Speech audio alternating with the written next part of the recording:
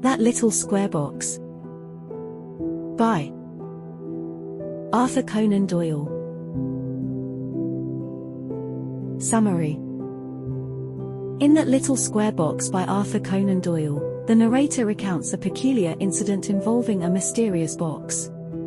A friend, Colonel Warburton, entrusts the narrator with a small, sealed box containing a valuable ring to be delivered to a woman. However, upon reaching the destination, the recipient claims she never ordered any ring. Puzzled, the narrator discovers that the ring is an engagement ring intended for his friend's daughter. The Colonel's elaborate plan to propose anonymously leads to a comical misunderstanding, highlighting the unintended consequences of well-intentioned actions and the complexities of human relationships. Doyle weaves humor and intrigue into this short story. About the author. Arthur Conan Doyle, 1859–1930, was a Scottish author and physician best known for creating the legendary detective Sherlock Holmes. Born in Edinburgh, Doyle practiced medicine before turning to writing. His literary career skyrocketed with the publication of A Study in Scarlet in 1887, introducing Sherlock Holmes and Dr. John Watson to the world. Doyle's keen sense of observation, deductive reasoning, and intricate plots made the Holmes stories immensely popular. Despite his success with Holmes, Doyle also wrote historical novels, science fiction, and plays. That Little Square Box is one of his short stories, showcasing his versatile storytelling skills beyond the iconic detective tales. Question 1. Read the extracts and answer the questions. Extract 1. How long I remained sitting. And follow them at every turn. Para. 21–23. Question 1. Who did the speaker think the two men were? What did he think they were up to? Answer. The speaker thought that the two men were agents of some terror group who intended to sacrifice themselves and their fellow passengers in an explosion for furthering a misguided agenda. By overhearing the cryptic conversation, the speaker suspected that they were carrying a bomb with them in the suspicious little square box. Question 2. Why was the narrator restless after he overheard the two men in the deck? Answer. The narrator was a nervous man traveling from America to England on board the ship Spartan. By nature or suspicious man, when the narrator saw two men board the ship at the last moment carrying an object in a suspicious manner, he got curious and kept an eye on them. Every action of theirs added to the narrator's suspicion, and he concluded that the two men were planning to blow up the ship sometime in the night and that the box contained explosives. With such thoughts in mind, his restlessness was natural as he was planning how to foil their plans. Question 3. A whirl of conflicting ideas was battling in my mind. What were the different ideas that the speaker could not decide between? Answer. The speaker was deliberating in his mind about the correct course of action, given his suspicion about the explosive and the two men.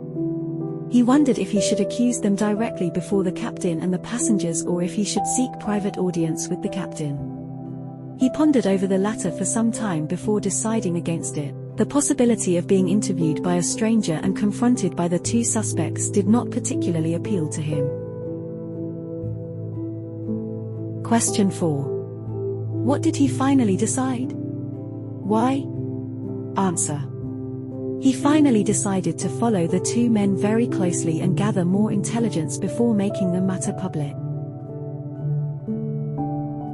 Extract 2. The deck was deserted now. Two grey carrier pigeons. Para. 33–47. Question 1. Why did the speaker think he was about to die? Why did he think there was no chance of living? Answer. The speaker thought that he was about to die as the two men discussed the dropping of a trigger. They also boasted of how it could create a sensation on land, making newspaper headlines. He thought that there was no chance of surviving because if it did turn out to be an explosive, he would be very close to the explosion and would definitely lose his life. Question 2. What do you think the two men thought of the speaker when he jumped out in front of them? Which lines from the text support your answer? Answer.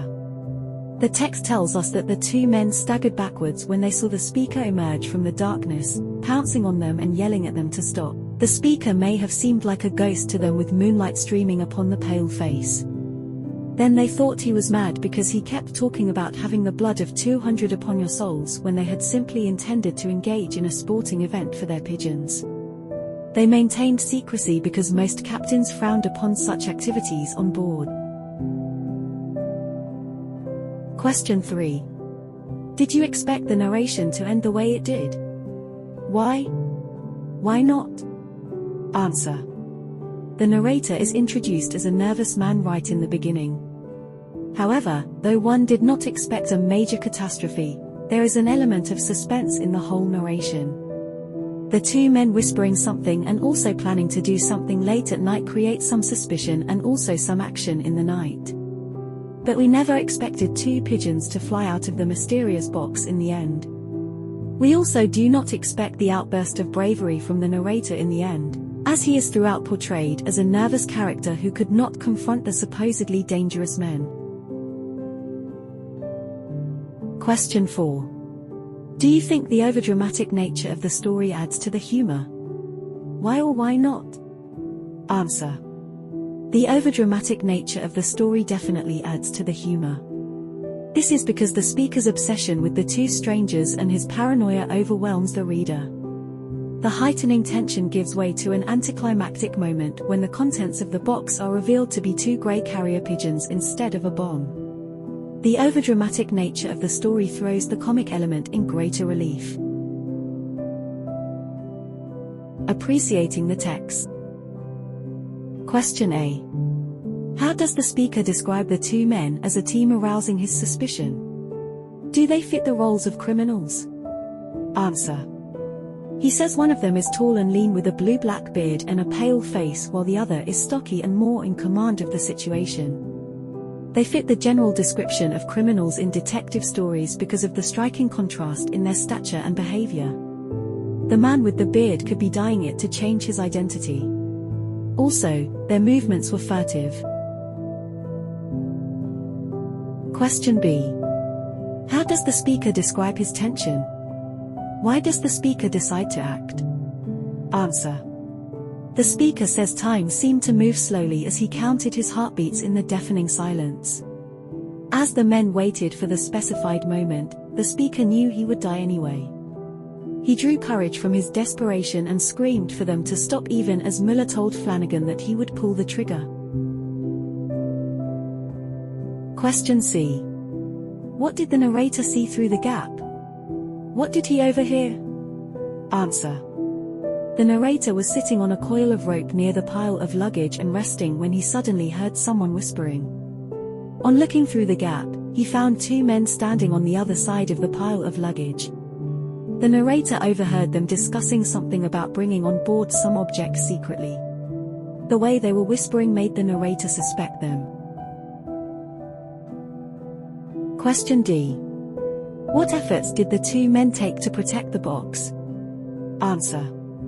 The little wooden box reminded the narrator of a pistol case. There was a trigger-like arrangement upon the lid to which a coil of string was attached. There was a small opening through which both the men were peeping and discussing something.